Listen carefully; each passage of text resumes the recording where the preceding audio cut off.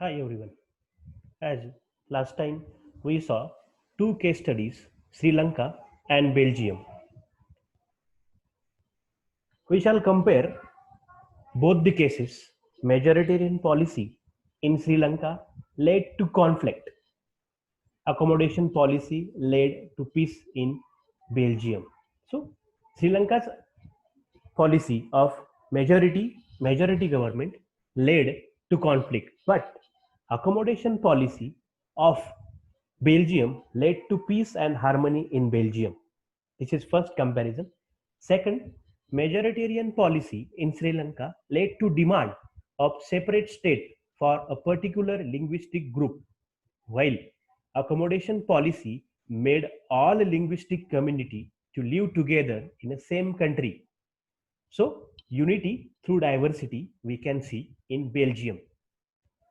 Political instability was there in Sri Lanka, but despite of complex constitution, political stability was obtained in Belgium. Development was hindered in Sri Lanka, while Belgium became one of the important places in Europe and get headquarters of European Union. So such development we can see in Belgium, where Sri Lanka still suffering.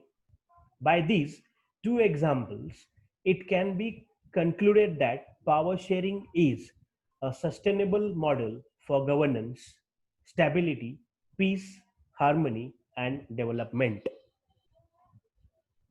There are some advantages of power sharing if you look at the screen. One is analytical, another is moral. What is analytical? It reduces social conflict. It reduces chances of divisions in the country. It creates political stability. There are open pathways of development.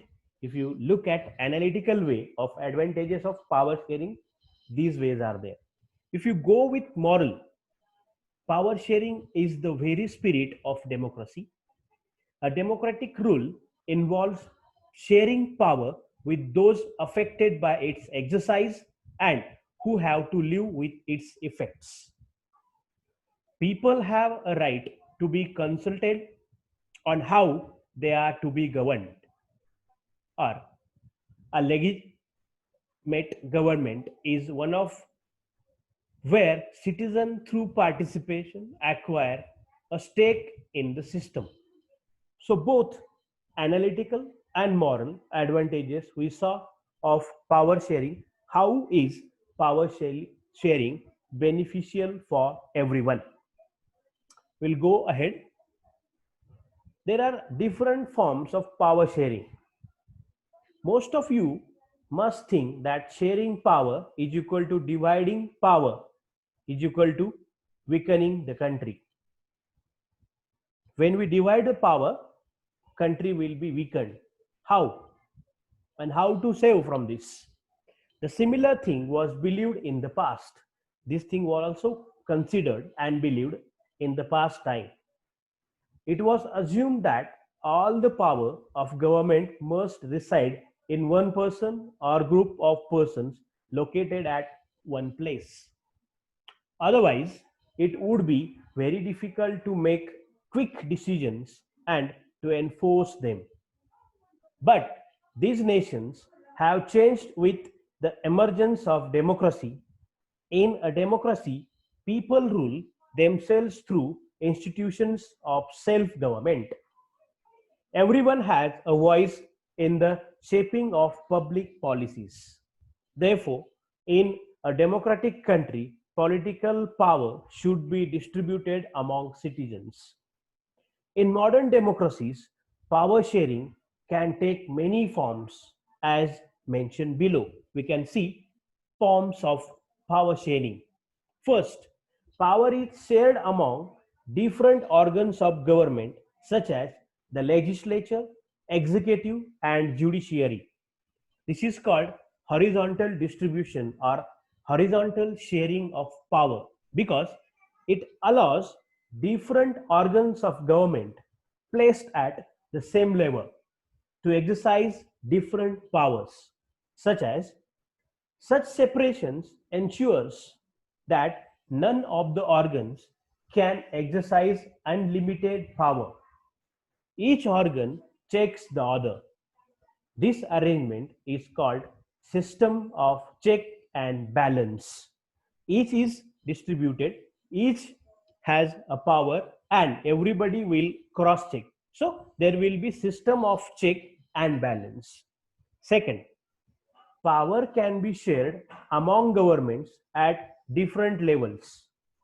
A general government for entire country like central government, and government at the provincial or regional level, which is called federal government. So it can be also. Third, power may also be shared among different social groups, such as the religious and linguistic groups. Community governments in Belgium is a fine example in front of us.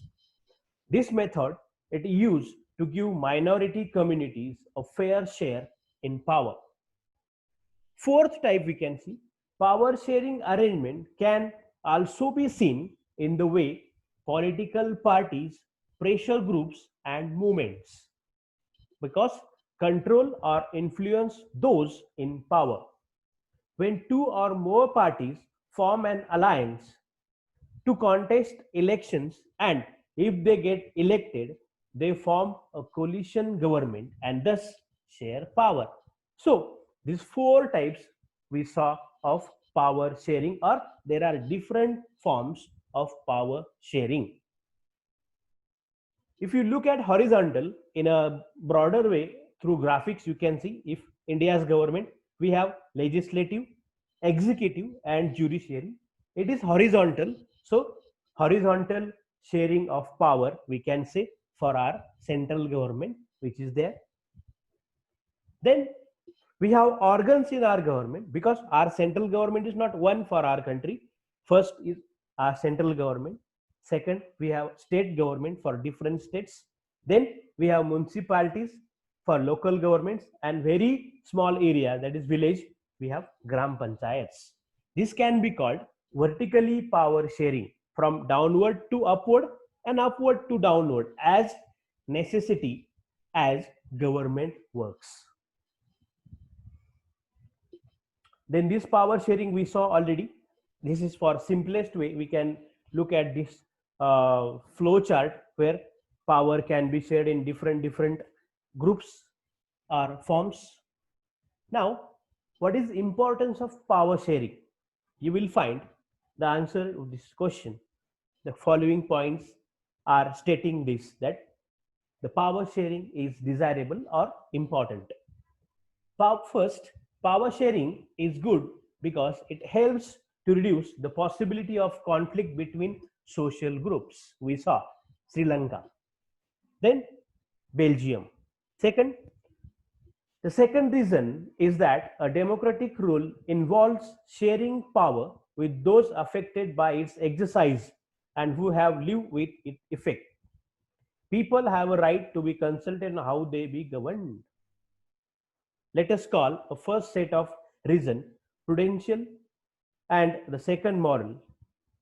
The prudential reason stress that power sharing will bring out better outcomes, whereas the moral reasons will emphasize the act of power sharing as valuable.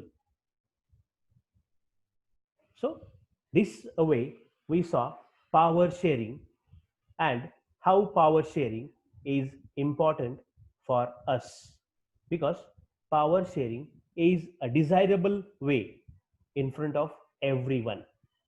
So thank you for listening patiently. We have finished this chapter.